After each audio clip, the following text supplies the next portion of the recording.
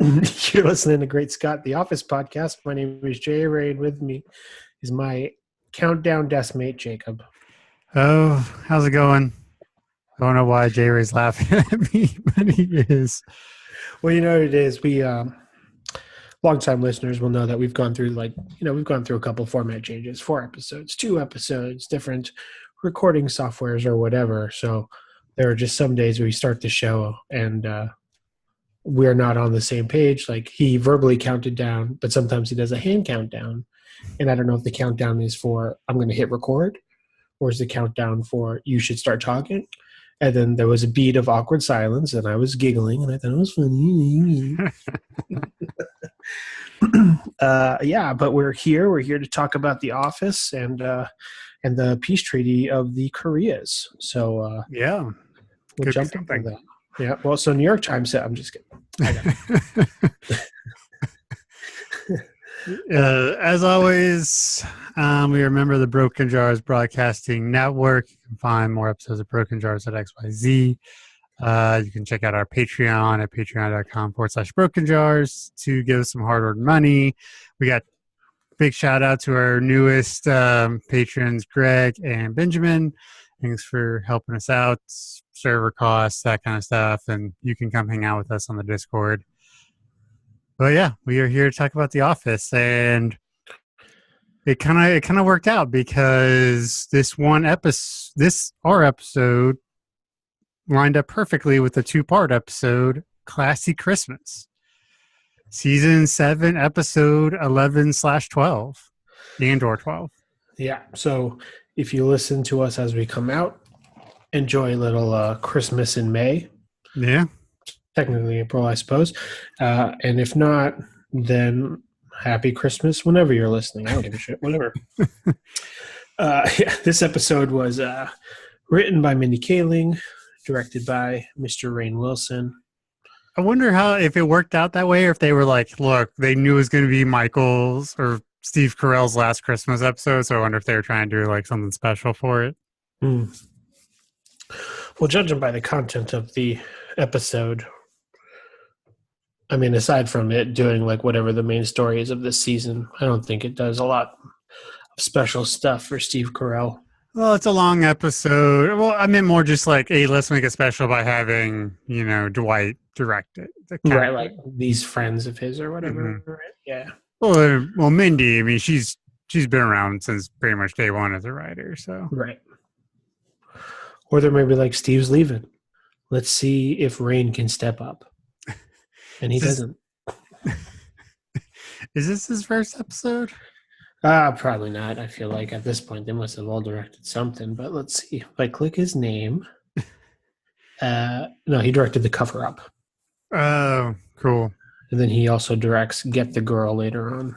Mm-hmm. So we open up, and it's Christmas, which they always do a really good job of acting cold, even though they're shooting this in probably like August or September in LA. Yeah. And they always put that filter on it to give it that like gray haze when they're outside. Like a gray blue kind of thing, right? Yeah. And they're trying to get like this Christmas card thing done.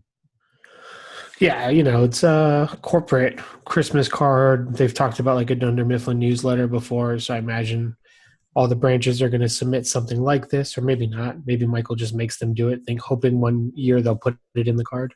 No, they were sending it out to clients. Pam says something about this is just a Christmas card from your paper supplier. It's not going on a fridge. Right.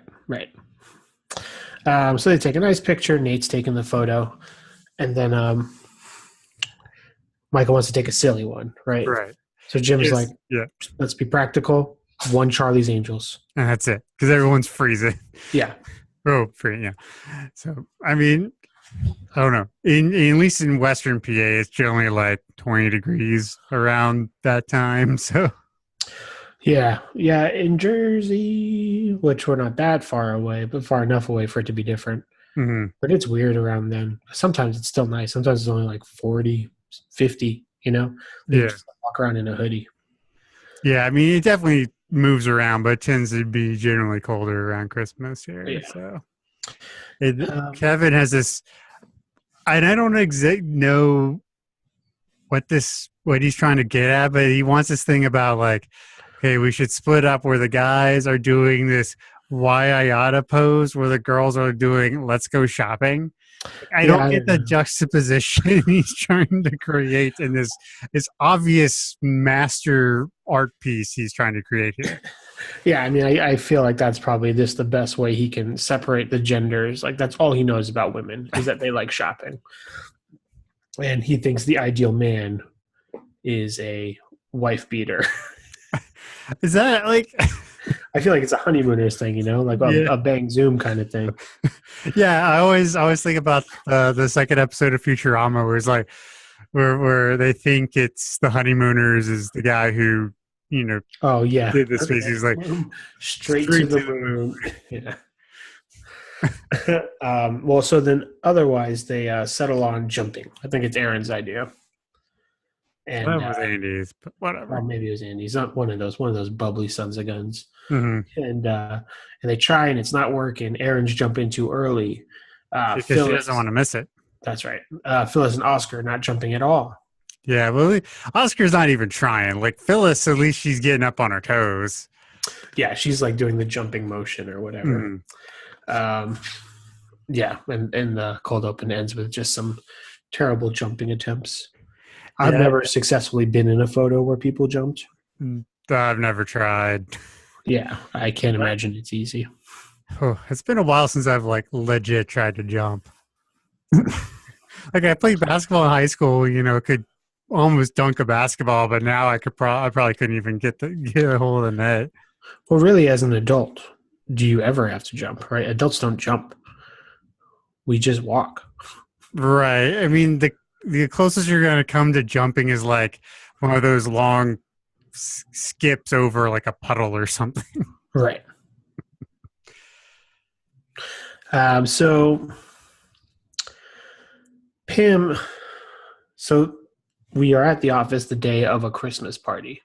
Mm-hmm. Well, technically, it's supposed to be the Christmas party, mm-hmm. but some things have changed. Right. Pam has killed the party planning committee, which at its worst was a political thing to exclude people and to make people feel terrible. Right. And at its best, it planned parties. That's right. And apparently they're like bummed out about a fake tree, which like, I don't know. I'm allergic, so I've never had a real Christmas tree. Yeah, I mean, I've always lived in an apartment, so it's like, what's the point? I mean, even like growing up, like we even had fake trees growing up. So, yeah, I mean, same. I one day I might own a house. That concept is crazy to me because since I was born, I've only ever lived in upstairs apartments.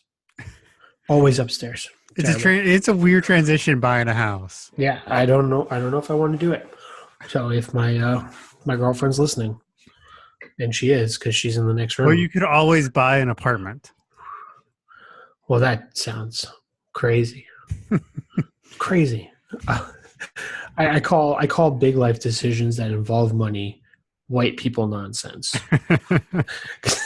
Because that's one of those things, and it's racist of me to say, that, there's, as a brown man, I don't get choices, Jacob. I just do what the white man tells me.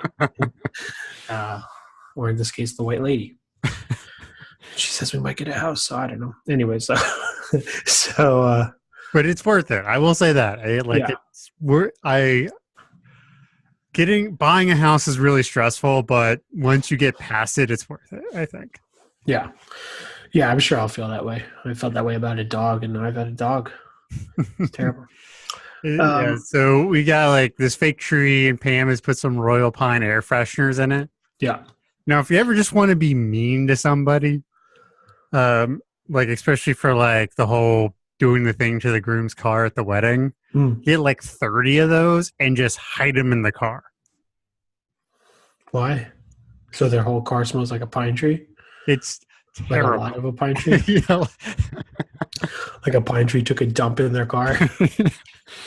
We did it to a friend of mine's car at his wedding. He was like, 8 years later, that car still smelled like pine. Yeah, that's rough. And yeah, so there's an interesting happenstance around the office where Michael kind of comes in kind of ready and excited for the usual drama of the Christmas party, right? Is there's cheating fiancés, there's alcoholics. There's Benihana, Christmas, Right, where exactly. he's getting drunk. Interracial relationships. Hmm. Lots of types of things that tend to happen on Christmas, but he walks in his Santa getup and everybody's kind of chill. They're all just ready for the party and ready for the holidays. Right. Like Stanley's happy. Angela's happy because she's dating the senator, which she says like every 30 seconds in this episode. Yeah. Yeah, me and my girlfriend had to Google state senator because I didn't realize that states had senators, and apparently 49 states have senators that are like a state senate that deal with state legislation. Right. Didn't know that. Didn't know that was a differentiator or anything. So I never got this joke until I Google homed it. I was like, "Hey Google, what the hell is a state senator?" It explained the whole thing. I have been told, and living in PA, it would not surprise me if it's true, but that PA state senators actually make more than U.S. senators and have bigger pensions. Yeah, according to Wikipedia, a New Jersey state senator's salary is $49,000 a year, is what I read on Wikipedia today. So that's so it's not their job. Like that's just a thing they do. It's like being on the PTA, but for a state. Right. Yeah. So I could see it not being a big deal, I suppose. But so in this instance too, then Kelly comes out with Gabe, and they've got some gifts for the whole office. They're the annual corporate gift. It's the first. Yeah. In the past, we've seen shot glasses. Yep. We've seen ropes. Bathrobes. Are those the only two we've seen? I think so. Okay. But yeah, Kelly comes out and they're bearing gifts, and it's pink Hello Kitty laptop cases. I mean, this was a 2011 episode. In 2011, I was already out of college, but I had purchased myself like a graduation laptop, and there are like dozens of laptop sizes around that time. Oh yeah. Your netbooks. I think I had a 17-inch screen laptop because I did video editing or whatever. So this one size fits all Hello Kitty laptop case, aside from it being Hello Kitty. Risky gift. Yeah. Phyllis doesn't even have a laptop.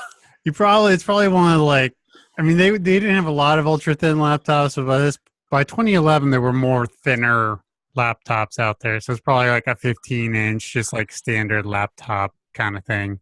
Right. But again, how did she get this past corporate to buy all these Hello Kitty things? Yeah, well, then we find out that, what is it, Nashua? Mm-hmm. They had MP3s as their gifts. So does that count for their branch is more successful? Or really they just did a better job at buying gifts? I think they just did a better job buying gifts because, it's made out that Scranton is the most successful branch in the company at this point. Right. At least that's how it's always seen. Yeah. So Kelly goes on this nice spiel. She's like, I wonder if these gifts were given to you by a white person, would you be scrutinizing over it? And everybody groans. And she's like, I said if. No, I said I wondered, not I wondered. Yeah. I think. Yeah. Something like that. Yeah, I love Kelly at this point because she's just so crazy. She's like the Indian version of Creed, but more spacey. Yeah. More Valley Girl. Quite. Yeah, more Valley Girl, yeah, for sure. She's still a person at the end of the day, where Creed is definitely mostly criminal.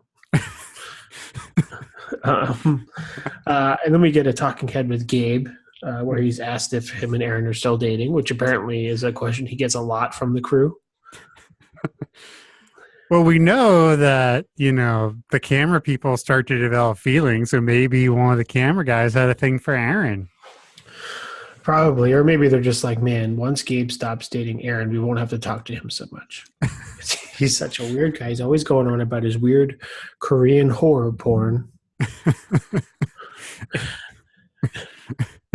Which just trying to talk about Saber work ethic, Right. Daryl finds out that he's going to be able to watch his daughter this coming Christmas, and apparently his last Christmas, which was 2 years ago, was good. And they watched a lot of iCarly. Yeah. Yeah, we find out that he's really into iCarly, and something about the camera guy's got a nice way of talking or something crazy. Yeah, I mean, I'm aware of that character, but I don't recall any specific speaking stuff. But I will say, like those live action Nick shows, especially at that time, they were all very like similar. It was weird, like because kids were the voice of reason in those shows, Right. So parents are always walking around with their pants on their head, and then fucking some 14-year-olds all like, "Dad, you can't wear pants on your head." That's what those shows were like. I don't know if I've ever seen an episode. Like, I know of the show, but Yeah. So what kind of sets up one of the longer running plots for this episode, 2 episodes, I don't know, however you want to look at it in your head, is it starts to snow, and Jim's like, "Oh, it's snowing," and Dwight just starts giving him hell about how it's not a real snow, and he's essentially just calling him a little girl for liking the fact that it's snowing and pointing it out and stuff. Yeah, well, he was made fun of once because of snow. What was it? It snowed exactly at midnight. Right. Michael was making fun of him, and he started crying. And yeah, well, and then also like they were watching Armageddon. Mm-hmm. They're like, are they going to leave Bruce Willis on the asteroid? Yeah. So I wonder if Dwight is particularly sensitive to it. Well, I actually have a thought about that. But so Jim goes outside and manages to scrape up enough snow and throws a snowball in. It's more like a snow racquetball than an actual ball, but I mean it's pretty small, in Dwight's face, and Dwight gets really pissed about it. It's like super pissed, and it seems out of place for Dwight, like the level of upset he is. Yeah, I mean, I guess how many of Jim's pranks are physically violent? This may be an escalation that Dwight wasn't ready for. Yeah, I mean, one, Jim should not have hit him in the face. You're doing something like that, hit him in the chest, Back of the head? Yeah, back of the head. But my thought was that maybe Dwight was just looking for an opportunity to get Jim into a snowball fight for the ending scene of these episodes. So you think Dwight got hit in the face, and he already was thinking about the last scene in... Right, I think he was looking for an opportunity, and Jim presented itself. Like, I feel like Dwight probably has spent way too much time thinking about how to get back at Jim for some of these pranks, and this is one of them. Yeah, what's the... Dwight does something else later to Jim, and I don't know if he's done it already. Oh, it's the when he was a co-manager during like his diabolical plan phase of Dwight and Jim, Mm-hmm. Yeah, he's always trying to get that poor guy. Oh, to be fair, I think it's a justified retaliation at this point. Yeah, all right, that's fair, I suppose. But there was a pebble in there. There was a pebble in there, so. Yeah. But hey, I mean, gotta give up to Dwight. He was rocking a pretty nice bow tie. He was definitely in his Sunday's best. Is that what's called Sunday best, right? Right. Not vest. I mean, you could be your Sunday vest that goes with your Sunday best. That's very true. So we got, what is it? There's 2 photographers. Oh yeah, Angela. Oh yeah, Angela is like talking about dating someone in the public eye, and Oscar and Kevin are giving her shit about it, about how like he's not a real senator, and he doesn't have any real power. Right. But she goes to these social events where there's 2 photographers at the comptroller's house. Yeah. And then Pam is laying down the rules Right. She's talking about. Right. So, like, what should be happening at this Christmas party? Mhm. So there's no, no hashing out of these like, It's like no personal feelings, not getting drunk. yeah, It's a party. So I um, wonder if like even she was kind of making a dig at herself because she's definitely taken like office events to gush a bit or get out some personal stuff, like beach party or whatever. right, yeah, for sure. She's part of the problem. Yeah, I mean they've all been part of the problem one time or another.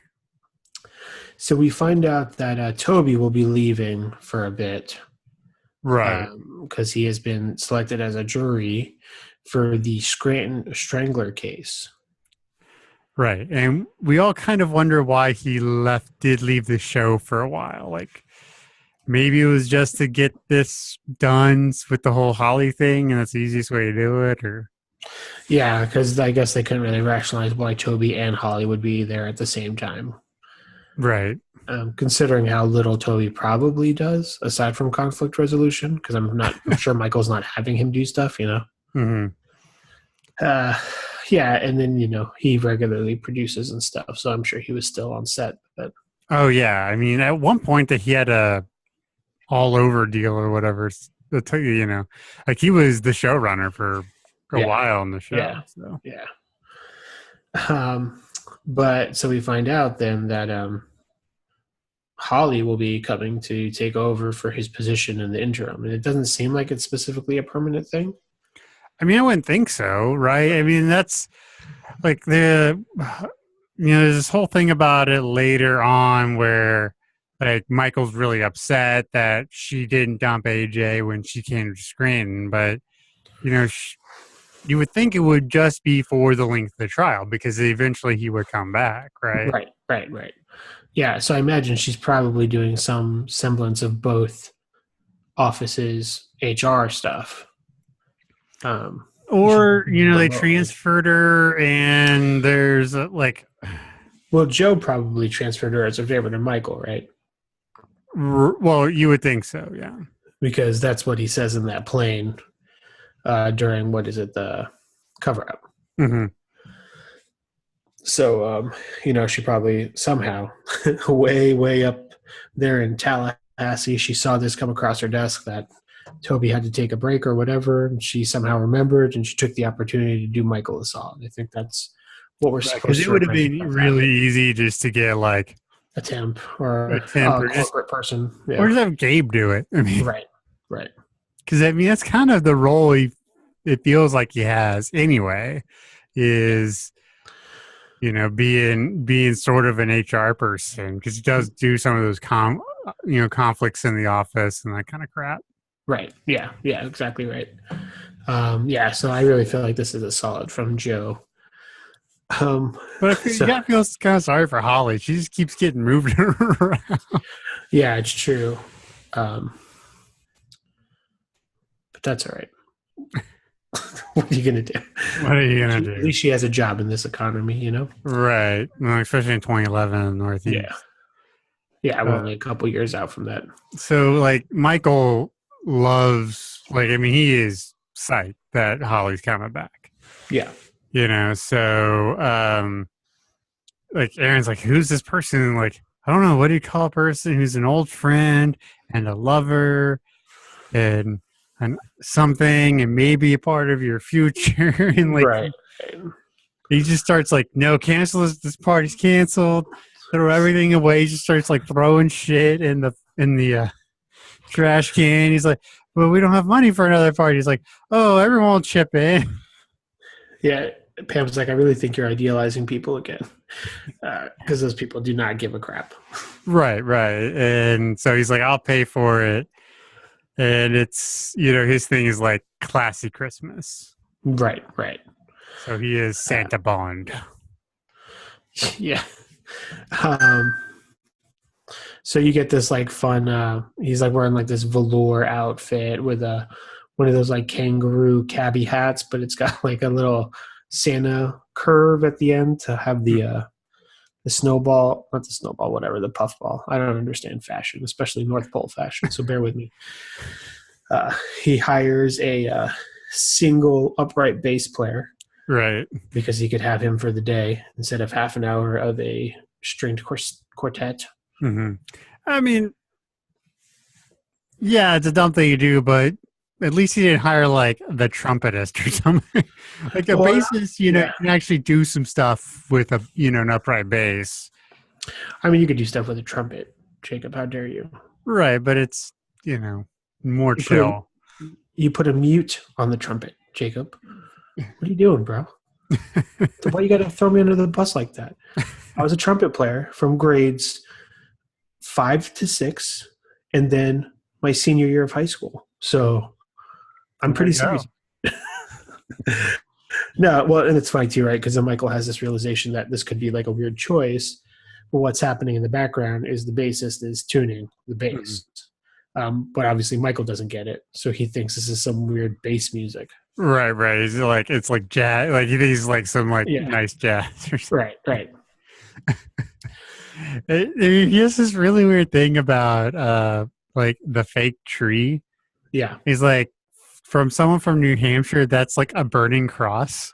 Like, that's a weird thing. Yeah. I mean, not for nothing. Season 7, like, that's Michael. That's what he says. He doesn't understand that like a fake tree is not the same as hateful racist symbols. But apparently to people from New Hampshire it is. So, you know. Well, if you're from New Hampshire, write us an email because we want to know. Yeah, and so Angel is like tailoring the suit while Mike's wearing it, right? Mm.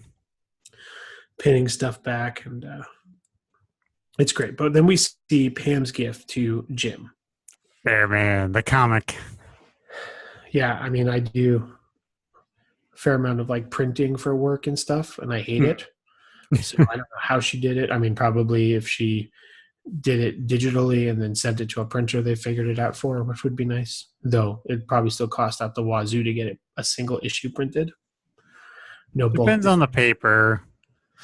Yeah, the other thing too I was wondering is like, what if it's all by hand? That would be something. I mean, you figure she did all the art in it. Right. Yeah, because I wonder, like, did she take like 11 by 17 tabloid paper and like kind of saddle staple it herself? And because then that makes that particular copy kind of different too, right? Because then it'll have all of her arty textures and stuff. But to be fair, I don't really know what Pam's medium is, and they don't either. Like, she's just an artist, right? So she does this flash animation for a commercial. She does watercolors for her art show. She does pencil work for this comic book. She does like a mural, not watercolor, totally different. What does she do? What is her skill set? She's good at everything, man. She's Pam. She's the best. She's Pam. She's just Pam. Pretty much. That's how it is. It's like she's just Pam. Yeah. So yeah, Toby, he shows up to the party. Right. And Michael's like, why are you here? Because I guess he thought like once he went in to be on the jury, he wouldn't be back or something. Mm-hmm. Like in Michael's universe, he was just like, he was essentially dead in Michael's universe, and Michael couldn't have been happier. That's right. And Michael is pissed. Like he keeps like talking shit about him. Yeah. But everybody, Toby kind of becomes like the talk of the party, right? Because they're asking him all these questions about the trial and stuff. Mm-hmm. And he's like, oh, yeah, I know they just want to talk to you about the trial, but maybe, one day we're just talking. Yeah. That's the trick. That's like how you do it. I know we talked about this before, but the whole transition of like Toby being sort of like stepped on to just like full on sad sack sucks. Like I don't like it. Yeah, well then like there's some real weird stuff in the future too. Whoops, with Donna. Is that her name? Oh yeah. Mm-hmm. Donna Noble. Yeah, and he's like really creepy around her in a way that like he was kind of creepy with Pam, but like it's just a lot weirder with Donna. Yeah. I mean, I know it gets beat on by Michael a lot, so maybe that's what it is. And he's just like, he's been broken and has just given up. So I don't know. And some of this stuff he does to himself, right? Because like really, realistically, I think Toby is like a fine person. I think most people don't have an issue with Toby. Like Michael is this outlier. Right. And it's even said later that like Pam would have had a crush on Toby. Like during Goodbye Toby. Oh yeah, Toby definitely missed the boat on that one. So it's like he's not weird in the way that Michael treats him. But then later on, he does become weird. Right. And not to go on the old J-Ray train about why the show is not so great now and in the future. But yeah, they do some like, the funny thing was Toby being a normal guy and then being crapped on. The not funny thing is to have him be this really weird guy who people suspect of being the Scranton Strangler being pooped on, because then you're just like, oh my God, yeah, probably. Michael drove him to murder. Yeah. Yeah. So it's the next week. Yes. In episode time or show time.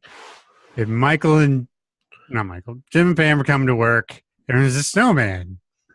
And so it's it's snow, there's snow everywhere, and Dwight pops out. Like, I wonder how, like, did he like bore like little holes through the snowman so he could see? But he's like encased in this like 8-foot tall snowman. Right. He probably has superior hearing as a beet farmer, That had to have been like, I'm sure they did some stuff to help him, but that had to have been really uncomfortable, especially if they had to do multiple takes of that scene for Rainn Wilson. Yeah, I wonder how much of it is like real snow or some type of snow-like material, Yeah, I guess it could be like, yeah, I guess I didn't think of it being like a material that looked like snow. Yeah. Because then they could like shove it in a mold real quick and he's just standing in there or whatever. But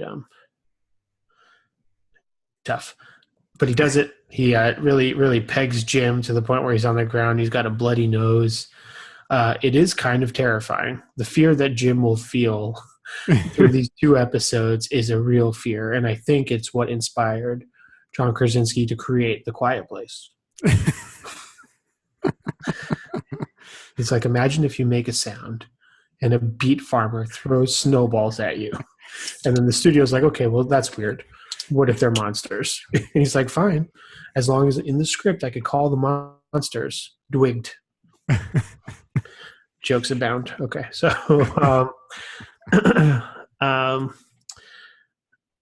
let's see. Okay, so Holly shows up, right? And she's carrying all of her boxes, and she's like, hey, can you help me? And Aaron's like, oh, no, I'm trying to wait for my boss's pretty friend. Right. And this is the beginning of Aaron just never liking Holly. Right. And so I guess like Michael, because there's obviously some kind of relationship there between Michael and Aaron. Yeah. And so you got this impression that, Aaron was expecting, Scarlett Johansson or some, to walk through the door. Right. And it's just Holly. And he's like, she's like, oh, you're not what I expected, I guess. Right. Well, and Michael, at least in the bit that we see, doesn't describe her as like a fox, right? I mean, whenever he's talked about her, he's essentially described her as being perfect. Yeah, but not specifically visually.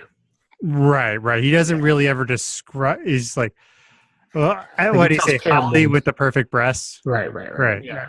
So, who we all remember.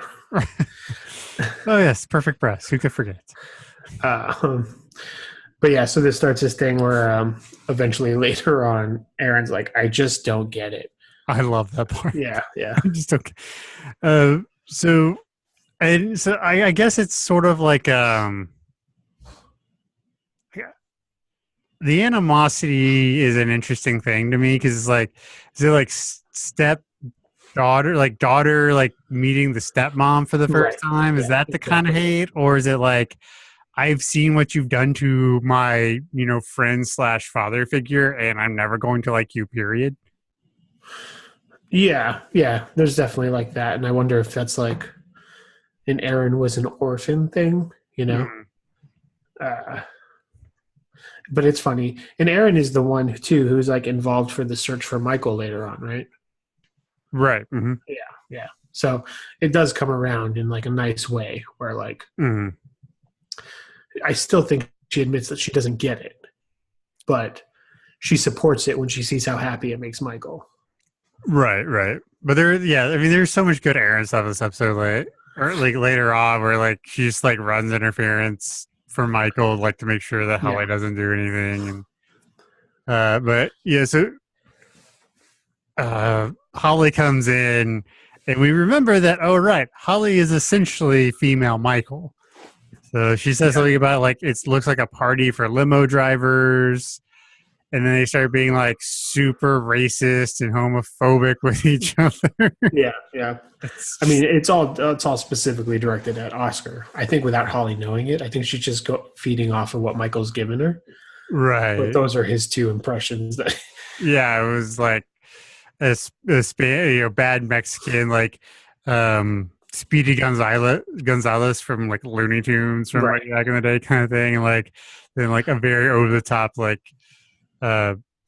homosexual, gay, what is the quote unquote gay voice or whatever. Do you want to do any of those impressions, Jacob? No, I do not. I think we'd all like to hear. No, You. I'm Sure? good. Okay.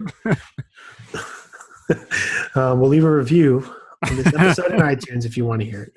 But yeah, so then Mike and Holly are having some moments, and they're kind of catching up, and it's all very friendly and nice. But Michael doesn't know Holly's relationship status. He thinks he knows. Right. They have this conversation, and she pulls out a Woody doll from the Mm. Disney film Toy Story. They Right. start talking about it. We find out that it was a gift from AJ. Right. You see, like, I found it in my bed. And it was weird that she phrased it that way, like she was trying to not say it. Like in my Right. bed instead of in our bed when I woke up. Because they're living Yes. together, so it would be their bed, not her bed. Right. Yeah, there's a lot of weird things too. I mean, well, one, so we know Holly wrote this note that she never sent regarding her feelings about Michael, right? Right. And then she shows a lot of instances in this episode before the actual conversation about it, where she still is like showcasing small amounts of feelings for Mike too. Right. And so I wonder if it's one of those things where maybe she didn't really realize how she felt. So that was Right. why. Well, so I wonder if she says my bed because like it technically is her bed, even though she shares it with AJ, because she like doesn't want to say that they're dating, Right. But then, she's like, oh, we live together. And Michael's very sad. Yeah. But we do find out a thing about Mike, about his favorite character in Toy Story. Yes. It's Andy's mom who. Do we ever see her face, or is she like Muppet Baby in it with like never above the shoulders? I'm pretty sure we see her face in Toy Story 3 because the people in that you're right. are pretty important. Yeah, you're right. I don't know if we see her in 2 though. Maybe we do because we also see that chicken toy store dude, his face. I think it's just the first one where we only see Andy's face. Yeah, it's been a long time since I watched those movies. I need to do that. But without Andy's mom, there is no plot. Do you agree? Buys the toys. That's right. And specifically Buzz, really. Because otherwise they're all having a grand old time. There is, I mean, sort of famously, and it's been much speculated about and talked about, and is that there is no father figure ever talked about in the Toy Story movies. Right. So they're moving for her, in Toy Story 1. Right. So that's so she is essentially the plot driver for Toy Story 1, especially. Yeah. So there, Mike is smart. He knows what's up. Well, we've long established that he knows movies pretty well. Like we was talking about, like Die Hard and right. Die Hard. A lot of Christmas movies. Die Hard. Die Hard 1. Die Hard 2. So we switch gears. They go out to Andy and Pam go out to get a real Christmas tree, and they with Daryl. get So, Daryl to you know come. 'Cause Daryl. he's got a truck. That's right. He originally didn't want to go, and he was a bit of a dick, but he changes his mind. He needs the fresh air. And this is where we find out that the plans with his daughter aren't going as well as he had anticipated. Right. So with the I'm trying to think how with the weeks being off, like, so the Christmas party was supposed to be the week before, and then it was the next week, and so I assume there's some kind of joint custody between him and whatever the mom's name is. I can't remember. Right. So is that like, so was she? Did they try and like swap weeks again to work it out or something? Well, so I don't know if it's always a weekend thing. Right, but it would make sense that it'd be alternating weekends, right? I mean, assuming that he sees her all the time. But part of what this is feels like he doesn't see her that often on like a schedule. Right. Because this Christmas thing's really important to him. And the timing works for alternating Christmases for sure. So I wonder if they do like a holiday thing. Like yeah, it could be. He had her for Thanksgiving last year, but not Christmas or whatever. But we find out that she doesn't want to come, the daughter. Jada? Is that it? Yeah, Jada. She doesn't want to come for Christmas because she didn't have a lot of fun last time, even though right, Daryl was enjoying watching iCarly. Right, because Daryl didn't make it fun for her. He was letting her buy all the gifts and. Right. So Pam has this idea where like Jada should come to the office party, and that could be fun. I think this is before they fully understand what classy Christmas is, because they walk in and they're kind of disappointed by what's going on. You got this Hugh Hefner looking Santa Claus. Right. And like the decorations are kind of sparse and they're all like silver and stuff. And, Right. Which, I mean, I like the silver decorations, but I kind of get it. I mean, not for nothing. It is classy. It is classy. Achieved. Déclassé. But then Jada comes in and Andy and Pam are carrying the tree and Andy's like, don't hug me. I have sap on me. And Oscar's like, who would hug you? Like ever. Yeah, I don't. Andy is weird. And my wife pointed out, I was like, this feels like the start of Andy really going downhill. Yeah, that's reasonable. Because his next experience with Aaron is short-lived and not great. And it's really like all of the negative repercussions of his inability to keep Aaron as a girlfriend, I think is like the catalyst of Andy being a shithead. Yeah, well, yeah. I mean, I think, especially when you get to season 9, that if, all the stuff hadn't happened with his family, he probably would have kept Aaron. But it just seems like that, like all the stuff with the family, which is, reasonable, just messed with them too bad. Right. So that's going on. But then. Yeah, we flash back to the annex, and all the women are kind of grilling Holly about her relationship status. Right. Yeah, and they're like, I mean, it's such a weird thing, right? Because like presumably they don't really know AJ either. So the scene is playing out that these women just like to engage in gossip. Right. Which I mean, you can say right, and I suppose Mindy Kaling wrote it, so she's okay to be an ambassador of women. But I just don't know if that is accurate, because I feel like I know a fair share of chicks who would be like, would be Pam in that situation and be like, how are you settling in and stuff? Not just like, why aren't you engaged? Right, but it is very consistent with especially Kelly and Phyllis's character throughout the show. Right. Yeah. Like, it makes perfect sense. At least for Kelly. I don't know about Phyllis, though. No, Phyllis is a big time gossip. And like So they're talking and like Phyllis is just like being hardcore about it all. She's like, you gotta tell him to commit or kick his butt to the curb. Right. Man, you wrote Phil just laying down the law. Everybody's just laying down the law in Classy Christmas. So yeah, this is when we get like, because Erin is just like, she starts like sort of backdoor ragging on Holly about how like, hey, maybe you can't be turning down men, you know? Right. And she's like, I don't get it.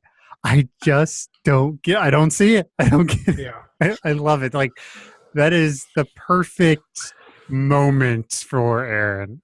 Yeah. And, later on we have the whole like, she's not a perfect 40. Right.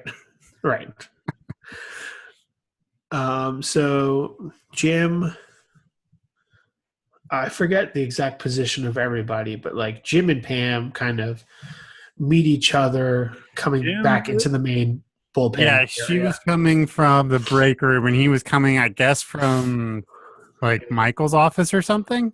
I mean, the party's happening now, right? Right. So he might have gone come from the conference room or something. Yeah. So he was coming from a way to where he really couldn't see Pam. Well, Dwight's face with the Pam wig. Right.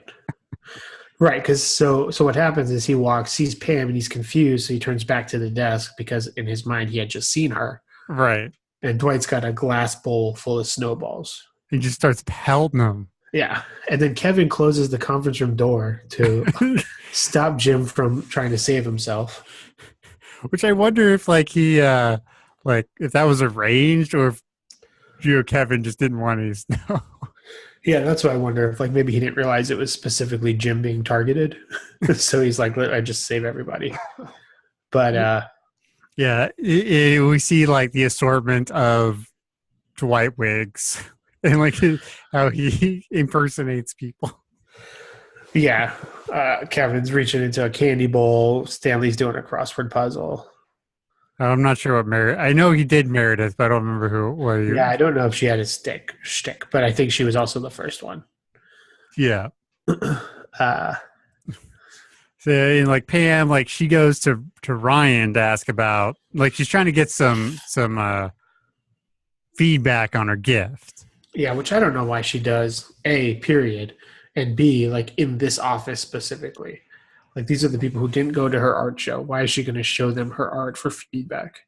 I mean, I could definitely like see the wanting like some confirmation that this wasn't a terrible idea.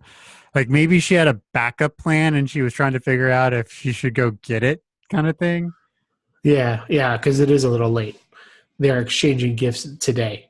Right. Mm-hmm. Yeah. So I'm not sure, but Ryan does make some good points about how like, the story and the quest aren't linked and all this other stuff.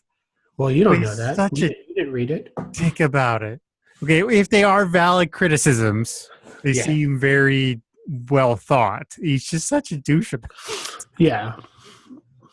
Yeah, well, that's what I mean. It's just like, why ask Ryan? Because he's young, or something. Even though I think they're close to the same age. Like, they can't be that far apart. Yeah, I would imagine that they're about the same age. But I mean, maybe tops 4 years difference. Yeah, even then, I feel like that's a lot. It's too much. So Jim has I don't know if there's an actual term for it, but a lacrosse stick. I think that's what it is. Yeah. We've never heard of him ever playing lacrosse ever. No, not specifically. I mean, we know he's not good at soccer. Right. He has an interest in baseball and basketball. And football. I mean, he's a big sports guy. He played basketball. Right. Yeah. Yeah, but we never, where did that come from? Did he bring it? Where did he get it? Was it just, laying in the car? Right. That he could go get it or whatever? And so he, tries to throw the snowball at Dwight, misses, and it breaks a window. Yeah. Which, I was actually looking at it. So those... if you're any good, you can really whip stuff around. professional lacrosse players, like the average speed for a shot is 100 miles an hour. Jesus. So, I mean, some of those guys are probably whipping it at like 120, right? So, if you're athletic and know how to use it, you could probably whip that snowball like if it was packed decently enough, probably at least 50 miles an hour. Yeah, that's like a fastball to the face. Yeah, definitely. Like, shit.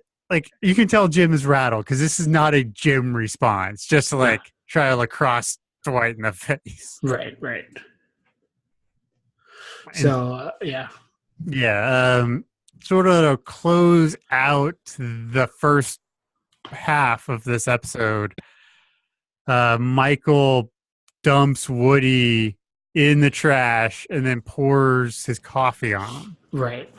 And I feel like in that moment he does regret doing it. But like not enough to like try to fix it immediately. Right. So he has this like look of anguish on his face that I feel like is a combination of his sadness plus some genuine remorse. Right. So where does this rank on the all-time Michael scale of terrible things? Like it's not as bad as Scott's Tots, but this feels worse because it's so much more personal. Like it's so vindictive against Holly, this woman he loves, Yeah, I mean, I think it's parallel to verbally mimicking Charles Minor,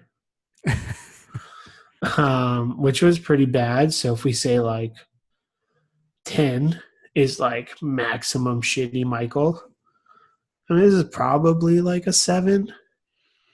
Yeah, I think just with like the context for me, it just feels dirty to do this. Yeah. It's something she cherishes. Just to do that, it's just so shitty. To me, like, I can't do it. Like, it's just so bad. Because, like, I would say, date Mike is like a 9. See, this to me is worse than date Mike. And then I think cheating Mike pre-meeting the coach is a 10. Like, it's the fact that I think he already feels bad about it is what makes this less to me.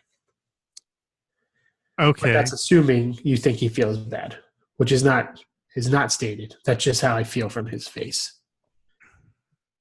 See, I got the more just like well, that's that. Like I see. I think to me it was more of a I've lost, so I'm going to score some points. The Empire and collapse analogy. Right. So like everything, his entire world is breaking, so he's just gonna burn it to the ground and watch it while it happens. Yeah. That's sort of. I mean, that's pretty much. I think that's exactly where the first episode of Classic Christmas ends. Yeah. I mean, granted, when this was done, when I watched it air, it was just one episode, but then it was split into 2. Yeah. Should we just jump into the second one? Yeah, might as well. Yeah, so Jim is covered in blood. Yeah, because like Dwight got him pretty good. Yeah, he's got bloody lip, bloody nose. There's like blood like even lower on his shirt because it's like so much that it dripped. Right, and they're getting like dressed down by Holly and Michael's office, and like this whole thing about like, what if Meredith had been taking her smoke break because we know she likes her afternoon cigars, right? It would have shards of glass would have shaved her face right off, and as funny as that would have been, right? Like that's the worst part about it is Michael would think that would be funny. Yeah, this is like the dude who exposed himself to Phyllis. Like he can't really not see humor in crimes. And then Holly says, like, you guys were best friends last time I was here. And the look they give each other is hilarious. Yeah. But it is I don't know if it was intentional foreshadowing, but it is some pretty good foreshadowing because they do eventually become very close friends, right? Right. Close enough that, Jim is supposed to be the bestest mensch at Dwight's wedding. That's right. So then Mike goes on and he thinks he he tries to tell the following story under this ruse that it is related to the situation, but it's ultimately not. Right. About a girlfriend named Tara who has taken him to an airport, specifically JFK. Right. But he was supposed to go to LaGuardia, Right. which I don't know. Like, I know I've flown through LaGuardia. I don't know about JFK, but I have no idea about their relation to each other. Like, is that like, They're not close. is it like an hour between them? 2 hours? Like, Let's see. because LaGuardia is like right around. I mean, that's pretty close to like the Jersey, New York border, right? No. No. They're all kind of far in. Oh, well, this says that can't be right. This says 20 minutes, according to Google Maps, by car. But that's at 8:30 on a Sunday. Right. And even so, 20 minutes is a big deal when you're trying to catch a plane. Oh, it's huge. Yeah. And I see you made a note about would you go to New York?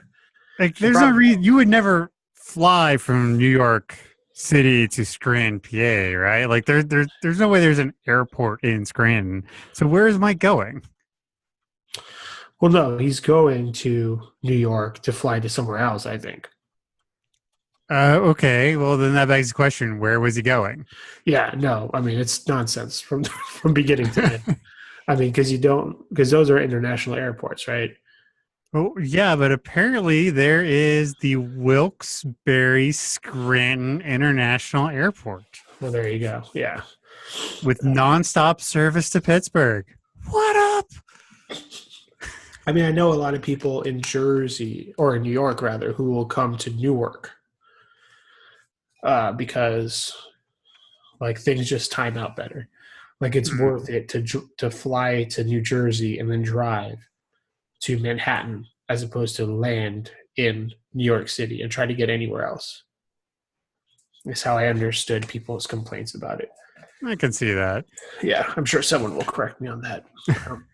Whatever. You can fly from New York City to Scranton. Yeah, 30 Rock makes a joke when Matt Damon's on that people are flying from Newark to Atlantic City. And that's like a 2-hour drive. Right. So nonstop, it's an hour. Got it. From the. I mean, to be fair, that's like a 3-hour drive, 4-hour drive. Is it? I know we've looked at it before, but yeah, I mean, my mom lives in Wilkes-Barre, and that's like a 2.5-hour drive for me, and I'm in Jersey.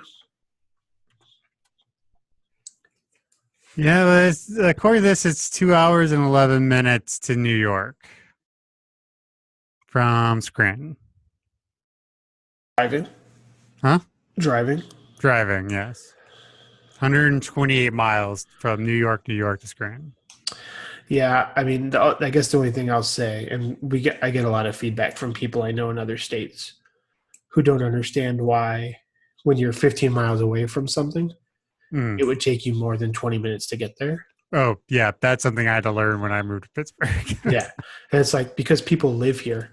It's not middle of Ohio, you know. Like there are people here. I have to wait because I can't phase shift through cars. Right. Well, visit me drives like a dum-dum. It looked like from the map that you kind of have to go out of your way to get to like the right highways from Jersey, where in New York you can just like get on the right highway right away. It looks like. Well, yeah, West Jersey is basically Pennsylvania. There's no reason to be there.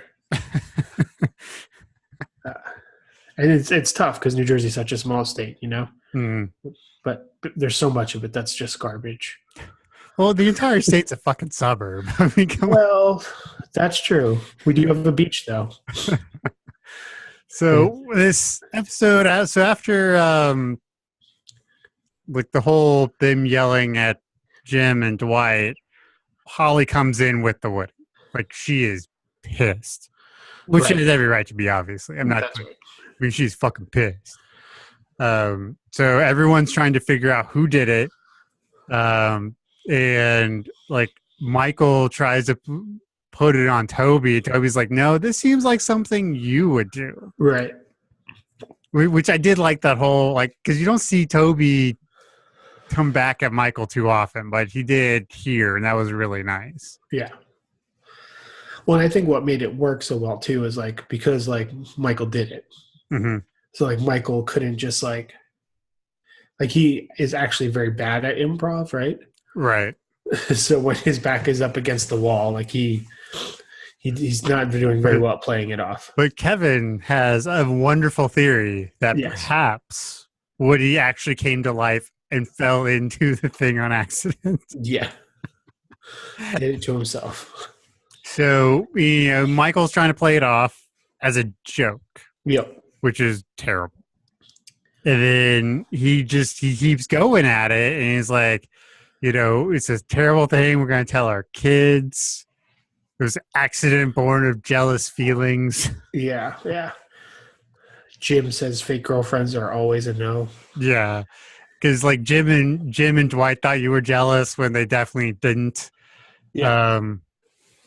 And so Mike just starts, you did all this with AJ and you wouldn't do it for me. Yeah, I mean, we talked about it earlier, but like he doesn't get that this is probably a temporary position as opposed to Nashville was like she was transferred. Right. Well, and I actually will posit a theory that perhaps she was dating AJ before she came to Scranton. Like she pulled what she essentially did to AJ, what she did to Michael, and they got back together when she went back to Nashville. But I don't think she was transferred from somewhere to Scranton. I think like she was a new HR rep because she's got a lot of instances where like Mike kind of has to explain the way, and the corporate HR rep is like giving her shit in a way where like, because she doesn't know, I really thought she came from Dunder Mifflin. No, because she talks about how she came from another job before. And right, but on a professional level. Right. I just always thought she was at Dunder Mifflin before she came to, but maybe not. Maybe you're right. Let's see. You're probably right. Holly undergoes training from Toby to become the HR representative at the Scranton branch. That's all it says. Yeah, I guess that's what it is. It just seems like she was so new to like everything. Right. Maybe so. And like she starts, she starts to get not real defensive, but real apologetic about it. She's like, I'm sorry, it wasn't my fault. And like, she's got no reason to feel bad about her relationship. I mean, it's Mike's being a dick. And, like she didn't do anything wrong. Yeah. The only thing you might be able to do is say she didn't handle the breakup the best. But it wasn't like, I don't think she did anything wrong there either. Yeah. And again, not to put anything on Holly, because like you said, really, she's the same person in the situation. But I suppose one of them could have reached out before the official transfer to be like, to touch base and be like, hey. Yeah, that probably would have been a smart idea to clear the air, so to speak. So you're coming in with the right expectations. Yeah. Because, Michael thought that she would be single and ready to date. Based on what? Every rom-com ever. It was every rom-com starring somebody. Every rom-com by Nora Ephron. Whoever that is. Yeah, she did some rom-coms. Not even rom-coms. They're more like Lifetime-y stuff. Kind of like more in line with like Nicholas Sparks crap. Okay. So I don't know where the com comes from, but that's fine. So Aaron does her hockey check to block Holly from chasing Mike down when he goes to his office. Yeah, it's like, she amazing. We have this great talking heads like, is she an amazing cook or something? Yeah. And my wife, suggested that Mike was just after the booty with Holly. I see. Well, she likes yoga. She does. She has a butt that refuses to quit, apparently. That's what I've heard. And as we said before, perfect boobs. Perfect boobs. I mean, who can compete with perfect boobs? Nobody. At this point, I'm just saying things that make you feel awkward. Yeah. Mission accomplished. So Dwight, so sort of flashing back or swapping. Dwight has put a present on Jim's desk. He was like, apparently, like, hey, pickles, something, Swiss cheese or whatever. So apparently they call each other some food related names, Right. which is weird. Yep. Like, I've never gotten the whole food related nicknames for like boyfriend, girlfriend, husband, wife. Well, especially SOs. like non-pastry things. Like you call someone like honey bun. Or buttercup. Right. Or like, Babe Ruth. Just kidding. Not a pastry. Yeah, but like calling someone pickles is a little weird. Unless your name is Tommy Pickles, then it's fine. It's your last name. What are you going to do? I have a friend whose last name is Pickles. Yeah, but that's what I mean. Totally appropriate to call that dude Pickles then. Right. You call him Cucumber, it's a little weird. I should start doing that. But inside the package is this little like snowball catapult. Yeah. Gets him right in the face. It's very funny. Everybody loves it. And that's what's messed up too, is that like Jim's terrified, but the office is really digging it. Well, we've kind of talked about this before, but like Jim has been doing these pranks for so long. Right. It would be hard not to enjoy watching him getting some comeuppance, Yeah. Like, that's what it is like, I mean, besides the whole, Dwight actually like bludgeoning him with snow to the point where he's bleeding on his shirt. Right. If that wasn't there, the snow catapult would have been hilarious because it's not going to hurt him. It's just like it's 6 inches maybe. Right. It's a pretty ingenious prank. Yeah. I mean, but that's what it is. By itself, it's good. But at this point, though, it's basically like a Saw torture trap. And we know Dwight has seen Saw and that he seesaws. Right. That's true. It was Stanley's talking to Toby about the the jury and he learns that they get all their lunches catered in for them. Right. And this is probably one of the most iconic Stanley lines, like, sit in an air-conditioned room downtown judging people while my lunch is paid for. Yeah. That's the life. That is the life. So Jade is there and she's bored and she tells Daryl that she wants to go like read her book in the conference room or something, right? Mm-hmm. Or in his office. That's what it is. But then Pam's got a great idea, or she's already implemented it with Andy. She's seen it in a couple of shots that, she's not having a good time. Right. So her and Andy have concocted this plan to get her excited. And essentially the Grinch stole the star on top of the Christmas tree. Right. And took it down to the warehouse. Right. And yeah, there's like this fun, weird little setup that like looks like it could be like a maze or an obstacle course or like a hide and seek thing or something. Mm-hmm. And Andy comes out and in his Grinch-like attire, which is basically several jackets worn backwards and a scarf. I asked her like political riddle. Yeah. Topical political trivia. She has to answer 3. So it's like, how many senators does the state of Pennsylvania have? And what other state has the same amount of senators? Right. Or it would have to be congressmen because all states have the same amount.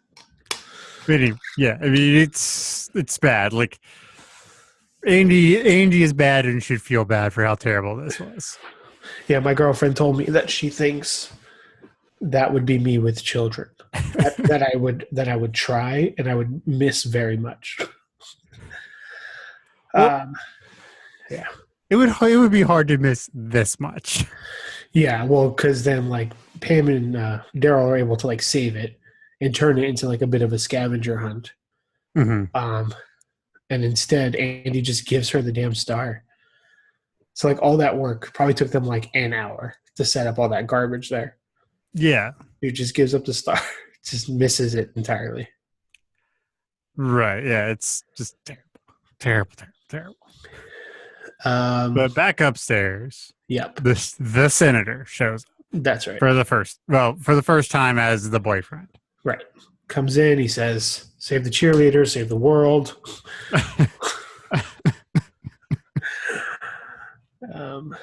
And then, so Oscar shakes his hand, and Oscar has this like weird thing. I mean, well, one, they're going to have this thing in the future, so that could be what this is too. But two, Oscar has been shown to not actually have a lot of like balls in the situation where he's like really like bigger bark than bite kind of thing, right? Mm-hmm. So he had a situation to talk crap about all of the heads of Dunder Mifflin, gets invited up there, totally chickens out. Right. This dude, the senator, comes into the office, and he is eagerly shaking the dude's hand. Right. So on one hand, it could be because he is wowed that it's a senator, even though he's talking smack. But on the other hand, it could be the beginning of his inklings of feelings for the dude. Well, he knows, like immediate talking head. He's like, he's this, he's gay, he's this, nice guy. Right. So maybe he's just like, I mean, maybe. Well, obviously he's attracted to him because they start, boning later. Well, that's what it is too. Does Oscar set out to expose the senator's homosexuality because he's into it, or is he originally doing it to kind of like? It's hard because does he dislike Angela so much? Well, I don't think he like. What do you mean expose it? Like I don't. Yeah, not like publicly. Like he's not trying to make a thing of it. But like, is he trying to like? Does he relish the fact that he's gay and using Angela as like his beard? In a vindictive way. Yeah, maybe. Because part of me also feels like he doesn't dislike Angela that much. I feel like they've kind of reconciled since he came back from his gaycation. Oh yeah, for sure. And later on when they get engaged, he's like, "Oh, I'm mortified for Angela, but as a lover of weddings, I'm excited or something." Right. So, like, they have this frenemy kind of thing going on. Yeah, that's true. It's a little weird. And it's not totally clear, but as we said, he's going to end up playing with that dude's wiener at some point. So, yeah, and then to make things even more uncomfortable, AJ shows up. Yeah, like he's like, "Hey, I'm AJ. It's Holly here," and Aaron just. I guess it's more of a thing to protect Michael, but she's like, "I know who you are, and I think you should leave." Right. Which, like, he's never met this person before, and she's like throwing so much shade his way. Yeah. So bad. Aaron's great. But Mike does a great job. He comes out, he says, "Enjoy the party." Mm-hmm. But immediately goes to his talking head and says, "I'm dead inside." Yep. Which is probably one of the most, like, memed, like, things out there, at least on Imager, however the fuck it's said. You're not supposed to say it out loud. It's like Fight Club. It's the first rule. The minute you start talking about giraffes, everybody's like, "Oh boy." So AJ's there, and it's weird. Everybody knows it. Daryl is still trying to kind of save what he can with Jada, and they find the break room, right? Which is just a room full of vending machines. She loves it. There's like, you have a room full of vending machines. To be fair, like I remember going to like my dad's office when I was young, real young, and seeing like, because my dad used to work at a really big company, and it was one of the break rooms seriously had like 12 vending machines just in a row. Or at least I remember it being 12. Maybe it was like 4, but I was like 6, so everything seemed bigger. But I remember being really impressed. Yeah, I mean that was my favorite part of like going to like a laundromat. Was like, oh, there's vending machines there. Even though I have to sit here to watch this freaking dryer slowly dry my pants, I'm gonna eat chips. And so we get this really nice scene where Daryl's like, Jada says like she doesn't know what she wants, so like Daryl's like, all right, and just basically gives her enough coins to buy one of everything. Right. And so she starts going around handing out vending machine foods, and we learn that Michael's favorite breakfast is Hostess apple pie. That's right. Like, seriously, how is that dude not like 300 pounds? How is he not Michael Klump? No, it's true. Well, because I feel like he probably doesn't always eat. That's probably true. Yeah. But yeah, and we get this nice montage of gift exchanges with like Phyllis giving Ryan a like a knit tablet. Right, which says something of like, I think it says Ryan's iPad or something on it. It says Ryan like something on it or something. Too. Yeah, like he's vegan or some crap. And Creed gets a multi-pack of deodorant. It's like 8 Old Spices. Not even wrapped. There's just a bow on it. And Michael starts to clean Woody, which is a big deal. Yeah, he's got a toothbrush. He's got some soap. He's got all the clothes hanging on a makeshift clips. Yeah. And we see, because we learned earlier that Jim is the king of homemade. That's right. But Jim buys Pam this really nice, looks like diamond bracelet. Yep. No hearts. No hearts. Just it's sort of like double helix rope design, which that thing was probably. I mean, if it's got a diamond on it, it's like a minimum of $1,000 at a jewelry store, so it's probably like $2,000 or $3,000, right? That's right. And we established previously he had a great year, capped out his commission. So I don't know what that means, but yeah, he's doing okay. Yeah, he was doing okay. Pam is, and then like Pam is all worried and gives him Bear Man, and he loves it. And yeah, so, yeah. It's a nice moment. I mean, Jim may always be a dick, but the Jim Pam moments on the show are always just so good. Like the good moments. The good moments. There aren't that many bad moments. I mean, the entire last season is a bad moment. Sort of. No. Exactly. Exactly a bad moment. What is this that you've highlighted here? Oh, so like, there's an open bar, and Ryan says something about like trying to get him to make him a drink because he's a lazy bastard. Yeah, and he asked Oscar to make him an F train to Brooklyn with extra bitters. And this does not sound very tasty. It's like rum, lime, honey, this liqueur, which is like all sorts of different herbs and spices and bitters. Like, it just sounds really bad. But it's Ryan, so he's got to be douchey, right? Yeah, terrible.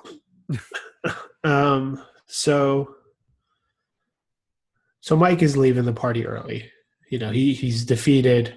Mm-hmm. And, he's leaving, but Pam sees, and she runs out, and she shares some information that she has regarding the whole situation. That basically, in a week or so, Holly is going to give, or I guess that day, but AJ's going to have this ultimatum where they have to be engaged by New Year's. Right. And like, this is kind of a bitch move, right? No. I mean, that's a strong word. She should not be doing this. Like, she shouldn't have read the letter. She shouldn't have told Michael. Like, I know it works out and we're all happy because Michael's happy, but like, I mean, Michael stole that letter. He was going to read it, right? This was like the happy medium. Yeah. And now she's involved. But she could have just deleted it. Like, she was going to, but then she's like, I could read it. Like, I don't know. It's not something she should be doing, I don't think. I mean, I think because she's not friends with Holly. She doesn't owe Holly anything. And she didn't want to talk about all that stuff anyways. And she's friends with Michael. I mean, maybe. I mean, I don't know. It sounds like you've had a very dramatic romantic history, to say the least, from the small glimpses that we get to see on Great Scott, the Office podcast, featured on Broken Jars. Um, but so that being said, I feel like it's not out of the realm of possibility that you or someone you know may have had such a friend who knew such and such like somebody else, and they told it, and they were this weird Cupid who was probably overly involved in the relationship at the beginning or whatever. But that's how some of these things go, you know? And not for nothing, but Mike's got to live his life like a high school drama. He doesn't know any other way. Yeah. So he needs a Pam. He needs a Ducky, or whatever that dude's name was in 16 Candles. I don't know. I never saw it. What do you want from me? I'm trying to make references here. This is what the people want. So, like, we assume Mike's going home, but I don't know. If it were me in Mike's position, I probably would have gone, like, straight to the liquor store, then home. Right. Well, but so he finds out this information. He ends up going back upstairs. Right. Feel better enough. Mm. And, you know, then he starts to feel better. He does Santa for Jada. Yep. Who apparently wants a horse. Not a pony, a horse. That's right. Very, very Tina Belcher. Yeah. Um, And there's this nice bit where AJ finds out that Woody's been someone took a coffee dump on him. And instead, Holly kind of makes up a lie about what happened. right. And that's when you, like, really know that there's something there. Right. So that's this, like, nice moment. And we obviously know that despite that blow up they had, this is not over. Mm-hmm. But then we have our closing scene. Right. So they're leaving and, like, everyone's gone, which is weird. Like, why are they the last ones to leave? Yeah, Pam seemed to have had to stay late for some reason. I wonder if she was involved in, like, planning the party, so she had to, like, clean up or whatever. Maybe. But there's like a dozen or more snowmen in the parking lot, like full snowmen, like 6 foot tall, 7 foot tall snowmen. Right. And it is kind of terrifying. Oh yeah, that, like, I would nope right out of there. Just like, nope, I'm going back upstairs. I'm sleeping in the freaking, like, I'm sleeping at my desk. Right. Yeah, because it's straight out of a horror movie, which, you know, I'm sure Dwight has seen his fair share of. Yeah, I'm trying to look it up. So my girlfriend just told me before I came in here that scene reminded her of another scene from a film. It was like Last Day in Georgia or something. I mean, some of the search terms I'm putting here are terrible. Well, anyway, so I guess the shtick of what it was that it's this family who is leaving their home to go to another state. But before this news is shared with the daughter of the family, she built a bunch of snowmen that look very similar to the ones that we see in the scene. She finds out that she's moving, so in a fit of childhood rage, she runs outside with a baseball bat and beats all the snowmen down because she's so upset, right? Right. So she told me, so one, it's reminiscent of what Jim's doing, right? He kind of loses it. Oh, yeah. Full Shaq Fu on all of these snowmen, but my girlfriend told me that, like, the behind the scenes of that original scene, because it was like an old black and white, I guess, was that the directors lied to the little girl and told her that her dog died. Oh, shit. And then they just filmed this little chick running around beating snowmen in this, like, soulless rage. And that's what they used in the movie. I'm sure they didn't have to use such techniques for Jim here, but... Yeah, but it's a great scene. So Jim's freaking out. They're just getting to their Subaru and trying to bounce on out of there. I mean, Dwight's up on... Yeah, he's going for headshots. Oh, yeah. Like, he's, like, impaling it with his, like... Well, that's the thing. If there was a real person in there... He might have killed him. Yeah, that's how much fear he had in him. So much fear. Well, and it's great too because he's like, this is it, and Pam's like, what's it? And he just pushes her to go, so she's got to run in heels or whatever through the snow. Yeah, and like you said, yeah, Dwight's on top of the roof, just kind of looking down, enjoying his He's And saying, remember, kids, the greatest snowball isn't snowball at all. It's fear. yeah, Merry Christmas. Fade to black. Into that's it. episode. Yeah. All right, man. So what do you think? I mean, this is a really good episodes, depending on how you want to look at it. It really does set up the end of Michael, which, it's bittersweet. Because it's good episodes, but it's sad that Michael's leaving. And we all knew, I think as fans watching it, I think by this point, we all knew this was the end for Michael. Yeah.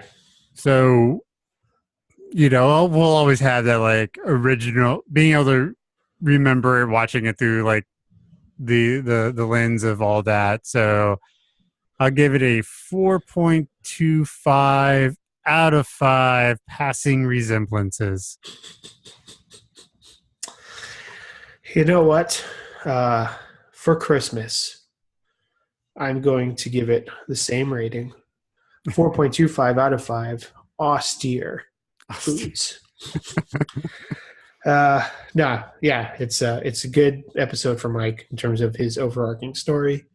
Not my favorite Christmas episode, but it's a solid. And this is the thing with Woody is sort of the last terrible thing he does. Yeah, right. Everything else from here is going to be a lot better. Mm-hmm. So it's sort of like this ending for him. He has kind of like a really shitty thing that he does to Toby during his last Dundies, if I recall. Oh, yeah. Well, Rita thing. Something I've only seen that episode once. I have skipped it every time except for the first time I watched it. Yeah. So oh god, so he's got one more in him, I guess. Guys, guys, I'm gonna be coming in with so much salt. Oh, it's gonna be terrible when we hit those Will Ferrell episodes. It's gonna be like Pretzel Day. Boom. It's gonna be the reverse of Pretzel Day. Yeah, that's true. So thanks for coming out. You want to email us as brokenjarsbroadcasting@gmail.com. Once again, visit Broken Jars XYZ on the interwebs. We're on iTunes, Google, your favorite podcasting app. So yeah, thanks for coming out, and we'll see you next time.